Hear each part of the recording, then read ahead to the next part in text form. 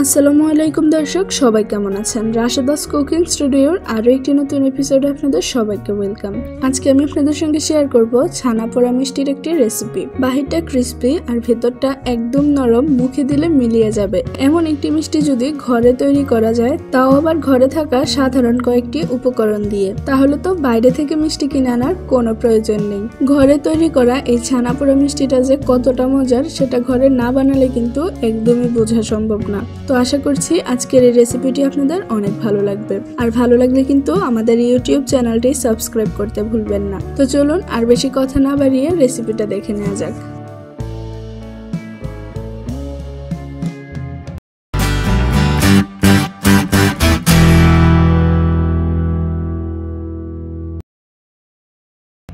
মিষ্টির জন্য প্রথমেই এখানে লাগবে দুধ। আমি এখানে ফুল ক্রিম মিল্ক নিয়ে নিলাম 2 লিটার। ছানা বানানোর জন্য অবশ্যই এখানে ফুল ক্রিম মিল্কই ইউজ করতে হবে। এবার অপেক্ষা করব দুধে বলক চলে আসার জন্য।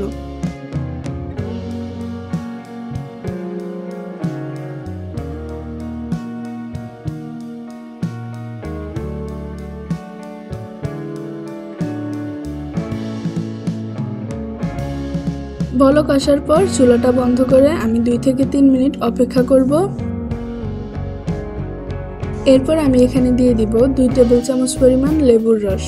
ছানা পোড়া বানানোর জন্য এখানে ছানা তোলার সময় লেবুর রসটা ব্যবহার করার চেষ্টা করবেন, ভিনেগার ব্যবহার না করে, তাহলে কিন্তু ছানা পোড়ায় হালকা লেবুর ফ্লেভারটা খুব ভালো লাগে।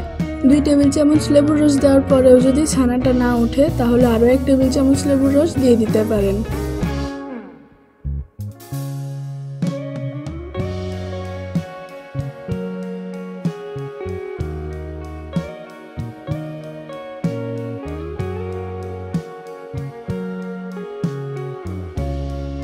যখনই দেখবেন দুধের মধ্যে এরকম ঘোলাটে পানি চলে এসেছে, তাহলে আর লেবুর রস দেওয়ার দরকার নেই।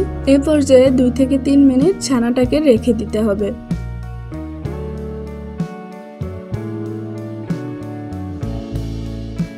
তো 2 থেকে 3 মিনিট পর আমি একটা সুতি কাপড়ের মধ্যে ছানাটাকে ছেঁকে ভালো মতো ধুয়ে নিয়েছি। খুব বেশি ধোয়ার দরকার নেই, যেহেতু লেবুর রস দিয়ে ছানাটা করা, তাই ভিনেগারের গন্ধেরও কোনো ব্যাপার নেই। এবার একটা ছাঁকনির উপর 5 মিনিটের জন্য পানিটা ঝরতে রেখে দেব। আর এই 5 মিনিটে ছানা পোড়ার আসল স্বাদ আনার জন্য আমি এখানে একটা মিক্সারে নিয়ে নিলাম চিনি 1/2 কাপ পরিমাণ। আগে থেকে ভেজে রাখা কাজু বাদাম দিয়ে দিলাম 10টি, কাঠবাদাম দিয়ে দিলাম 10টি, পেস্তা বাদাম দিয়ে দিলাম আমি এখানে 10টি, এলাচ দিয়ে দিলাম 2টো, 1 টেবিল চামচ দিয়ে দিলাম সুজি।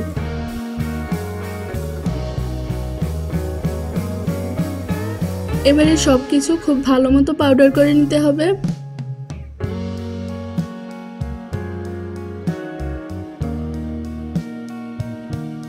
তো আমার পাউডারটা কিন্তু এখানে একদম রেডি, একেবারে মিহি করে পাউডারটা করে নিয়েছি।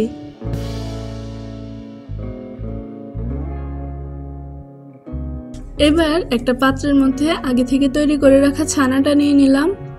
ছানাটাকে এবার কিছুক্ষণ মথে নিতে হবে।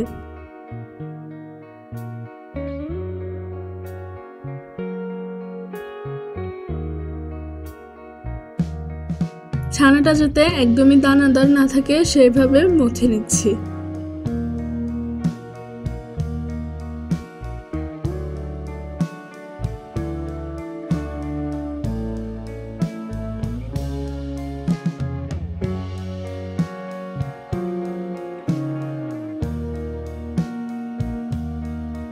ভালো মতো মথে নেওয়া হয়ে গেলে আমি এবার এখানে দিয়ে দিব আগে থেকে তৈরি করে রাখা বাদামের পাউডারটা।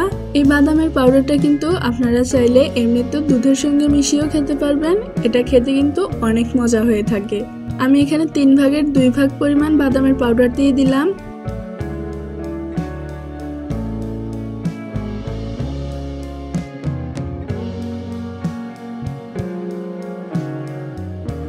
বাদামের এই পাউডারটা মিক্স করার পর আমি এখানে দিয়ে দিচ্ছি 1/4 চা চামচ বেকিং সোডা, দিয়ে দিব স্বাদ মতো সামান্য লবণ। মিষ্টি মানে কিন্তু নবাবী খাবার, আর নবাবী খাবারে যদি একটু ঘি না দেয় তাহলে কি আর হয়। তো আমি এখানে 1 টেবিল চামচ পরিমাণ ঘি দিয়ে দিলাম। হাতের কাছে ঘি না থাকলে অবশ্যই তেলও দেওয়া যাবে। আবারও সবকিছু একত্রে ভালো মতো মিশিয়ে নিচ্ছি। ছানার এই মিশ্রণটা এ পর্যায়ে নরম হয়ে যাবে। এতে কিন্তু একদমই ভয় পাওয়ার কিছু নেই, আমাদের কিন্তু ছানাটা নরম হওয়ারই দরকার। আর যদি কিছুটা শক্ত হয়ে যায় তাহলে ছানার যে পানিটা আছে সেখান থেকে 1 টেবিল চামচ পরিমাণ পানি মিশিয়ে নেবেন। তো আমি এখানে আগে থেকে একটা পাত্রে বেকিং পেপার দিয়ে ভালো মতো ঘি ব্রাশ করে রেখেছি। এবার এর মধ্যে ছানার মিশ্রণটা দিয়ে দিচ্ছি।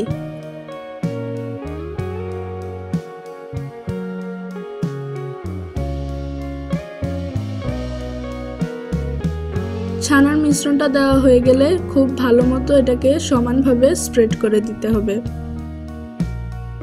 তো আমি একটা পাতিলে স্ট্যান্ড বসিয়ে পাতিলটাকে প্রিহিট করে নিয়েছি। এবার ছানা বড়ার পাত্রটা বসিয়ে দিলাম। একটা ঢাকনার সাহায্যে আমি ছানা বড়ার পাত্রটাকে প্রথমে ঢাকনা দিয়ে দিব, এরপর বড় পাতিলটাকেও ঢাকনা দিয়ে দিব। আমি এটাকে লো হিটে একদম 50 মিনিটের জন্য বেক করে নিয়েছি। তবে পাতিলে যদি আপনারা বালু দিয়ে দেন তাহলে কিন্তু 35 থেকে 40 মিনিটের মধ্যে এটা একদম রেডি হয়ে যাবে। আমি বালু দেইনি, তাই এখানে আমার টাইমটা একটু বেশি লেগেছে। তো 50 মিনিট পর এবার দেখতে পাচ্ছেন আমার ছানা পোড়াটা কিন্তু একদম রেডি। আমি এবার এটাকে নামিয়ে ঠান্ডা করে ডিমোল্ড করে নিব। এবার ছানা পোড়াটা কেটে দেখানোর পালা। আমার ছানা পোড়াটা কিন্তু একদম পারফেক্টলি হয়েছে। বাহিরটা একদম ক্রিস্পি আর ভেতরটা একেবারে চিজ কেকের মতো। বাসায় অবশ্যই একবার এই রেসিপিটা ট্রাই করে দেখবেন। আশা করছি আপনাদেরও ভালো লাগবে। আর ভালো লাগলে কিন্তু আমাকে কমেন্ট করে জানাতে ভুলবেন না। তো আজকের মতো ভিডিওটা এখানেই শেষ করছি। সবাই ভালো থাকুন, সুস্থ থাকুন। আল্লাহ হাফেজ।